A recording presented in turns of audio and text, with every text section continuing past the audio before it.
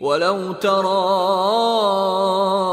إِذْ وُقِفُوا عَلَىٰ رَبِّهِمْ قَالَ أَلَيْسَ هَٰذَا بِالْحَقِّ قَالُوا بَلَىٰ وَرَبِّنَا قَالَ فَذُوقُوا الْعَذَابَ بِمَا كُنتُمْ تَكْفُرُونَ۔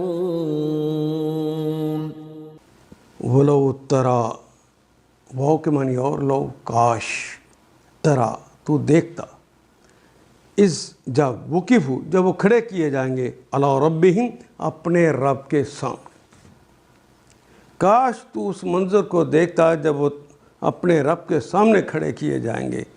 قال الیس ھذا بالحق، قال تو اس کو کوئی کہے گا، یعنی ان سے پوچھے گا، الیسا کیا لیسا نہیں ہے، ھذا یہ بالحق کیا یہ حق کے ساتھ نہیں ہے؟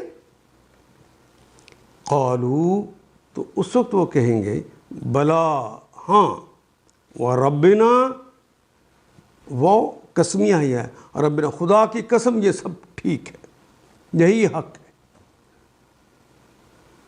قال تو اسے کہا جائے گا فذوقوا، پس ذوقوا ذوق کرنا اردو میں بھی کہتے ہیں چکھنے کو، ذق چکھ، ذوقوا تم سب چکھو العذاب عذاب کو، بما کنتم تکفرون، بما اس سبب، ما جو کہ، با یہاں پہ سبب بھی ہے، ما کا مطلب جو، اس سبب جو کہ کنتم، کن کا مطلب ہونا اور تم کا مطلب تم، اردو کا کلمہ ہے، تکفرون جو تم کفر کرتے تھے، جو تم انکار کرتے تھے، اب اس کا مزہ چکھو۔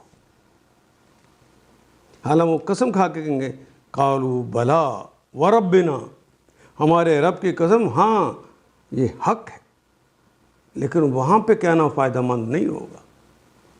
یہ تو اب چونکہ وہ شاہد ہو گئی سب چیزیں، یہ تو غائب میں ماننے والی چیزیں تھیں۔ ان آیات کو ایک دفعہ پھر تلاوت خود کیجیے، عربی مبین پڑھتے ہوئے دیکھیے کیا بات پوری اندر اتر رہی ہے، کیا یہ اردو کے سانچے میں ڈھلتی گئی ہیں عبارتیں؟